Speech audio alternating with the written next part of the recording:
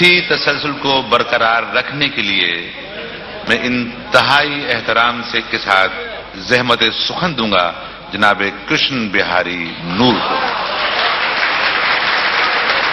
لکھنؤ سے تشریف لائیں میرے انتہائی محترم مہمان جناب کرشن بہاری نور۔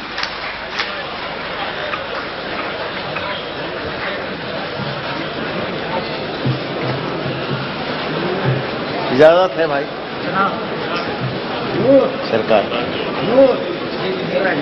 ہاں میں پیش کروں۔ حضرات میں تازہ غزل پیش کروں گا۔ ایک شعر اور پیش کرنا چاہتا ہوں جو مجھے بے حد عزیز ہے۔ افواہ کی ڈیفینیشن میں نے ایک شعر میں پیش کی ہے۔ افواہ کیا ہے یہ آپ لوگ سوچیں، میں بتا رہا ہوں۔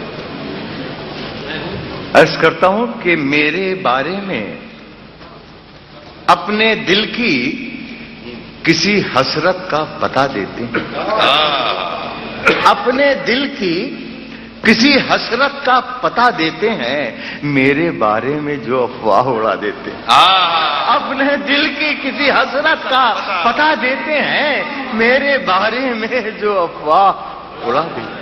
واہ واہ واہ، کیا کہنا جو افواہ اڑا دیتے ہیں، اپنے دل کی کسی حسرت کا پتہ دیتے ہیں، میرے بارے میں جو افواہ اڑا دیتے ہیں۔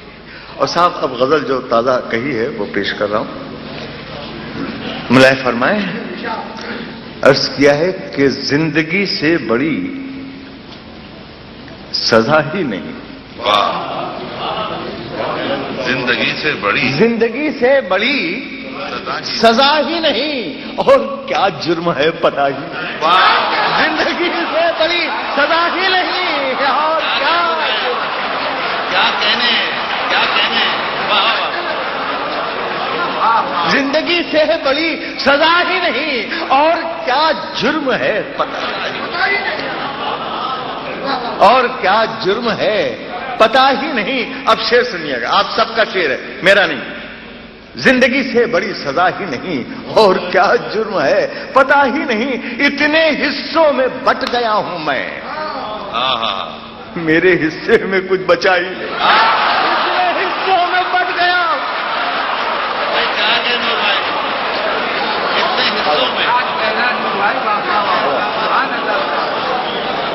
زندگی سے بڑی سزا ہی نہیں، اور کیا جرم ہے پتہ ہی نہیں، اتنے حصوں میں بٹ گیا ہوں میں، میرے حصے میں کچھ بچا ہی نہیں۔ اب شعر سماعت فرمائیں۔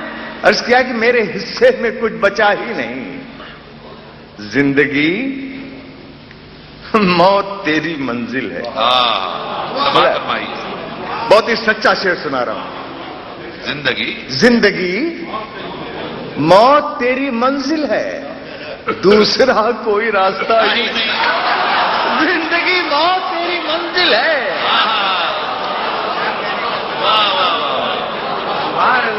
زندگی موت تیری منزل ہے، دوسرا کوئی راستہ ہی نہیں، دوسرا کوئی راستہ ہی نہیں۔ اور صاحب فسادات کے سلسلے میں بہت سے شعر سنے، ایک شعر ناچیز کے بھی ملائے فرمائیں، اور اگر کچھ ہو سچا ہو تو داد چاہوں گا میں۔ زندگی موت تیری منزل ہے، دوسرا کوئی راستہ ہی نہیں، جس کے کارن بھائی مصیب بھائی، جس کے کارن فساد ہوتے ہیں، جس کے کارن فساد ہوتے ہیں، اس کا کوئی عطا پتہ ہی نہیں، جس کے کارن فساد ہوتے ہیں اس کا کوئی عطا پتہ نہیں،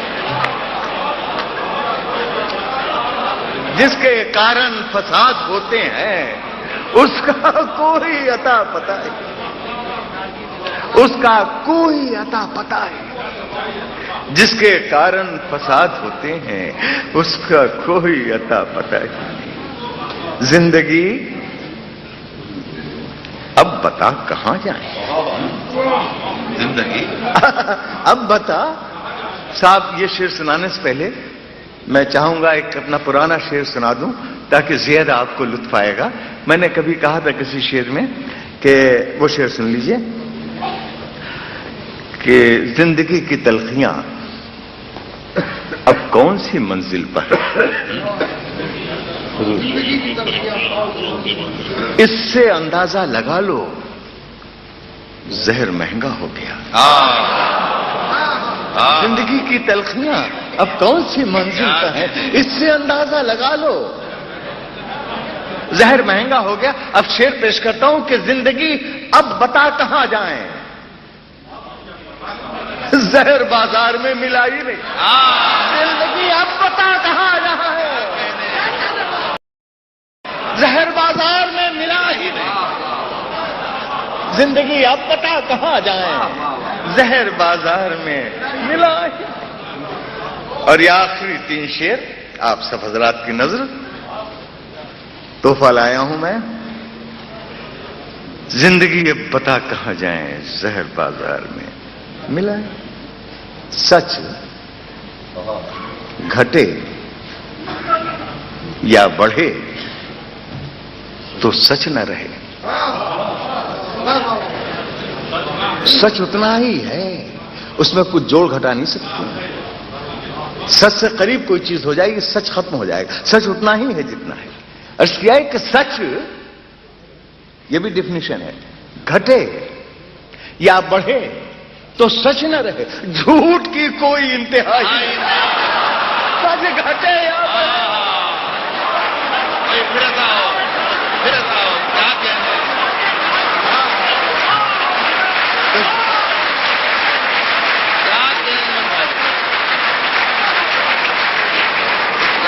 سچ گھٹے یا بڑھے تو سچ نہ رہے. جھوٹ کی کوئی انتہا ہی نہیں.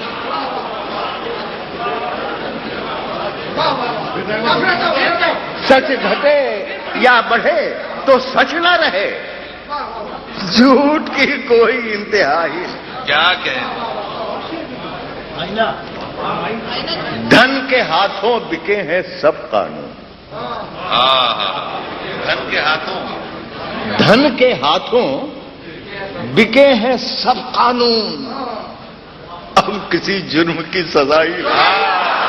دھن کے ہاتھوں بکے کیا تبصرہ ہے، کیا تبصرہ ہے. اب کسی جرم کی سزا ہی نہیں. دھن کے ہاتھوں بکے ہیں سب قانون، اب کسی جرم کی سزا ہے. غزل کا آخری شعر آپ سب حضرات کی نظر. دھن کے ہاتھوں بکے ہیں سب قانون. ایک کریکٹر پینٹ کیا ہے، عرض کیا ہے کہ چاہے سونے کے فریم میں جڑ دو. سماعت فرمائیں. سبحان اللہ سبحان اللہ. چاہے سونے کے فریم میں جڑ دو، آئینہ جھوٹ بولتا ہی نہیں.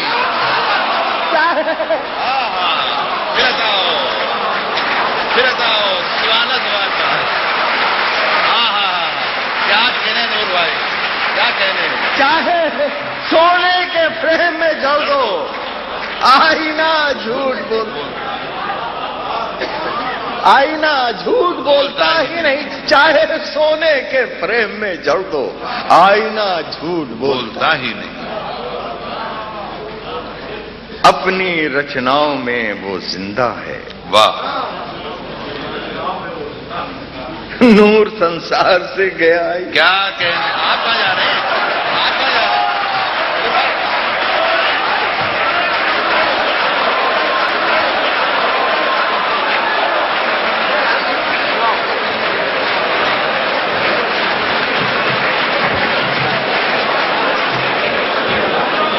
بھائی تازہ غزل تھی، میں نے پیش کر دی.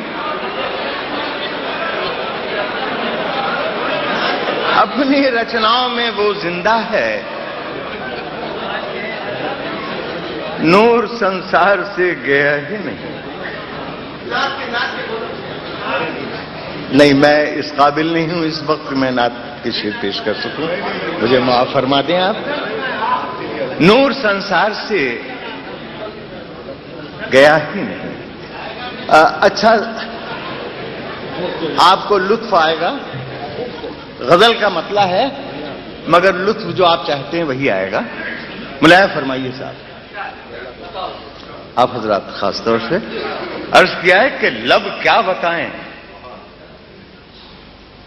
کتنی عظیم اس کی ذات.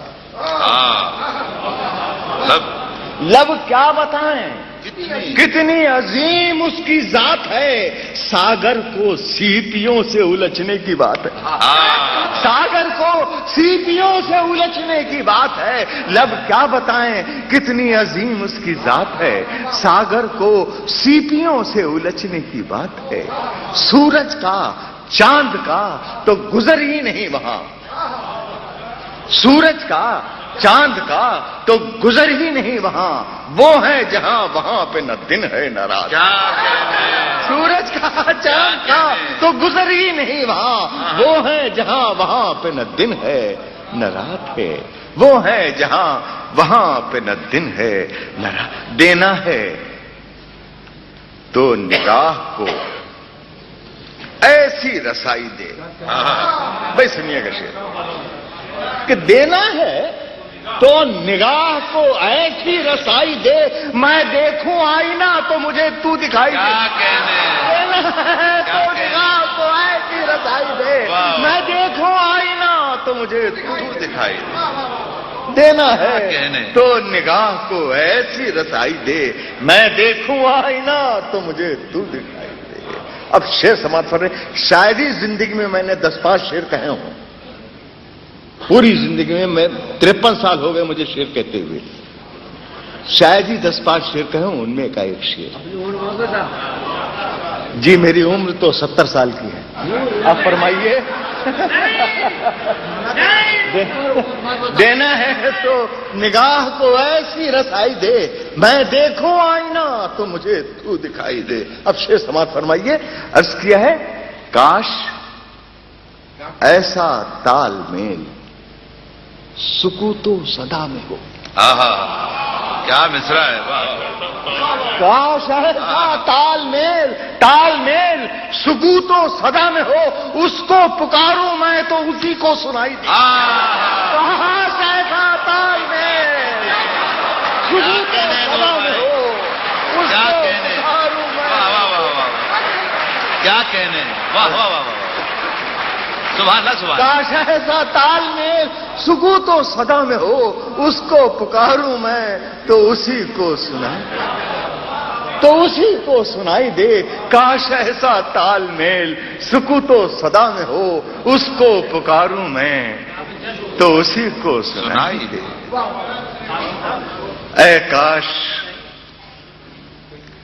اس مقام پہ پہنچا دے اس کا پیار.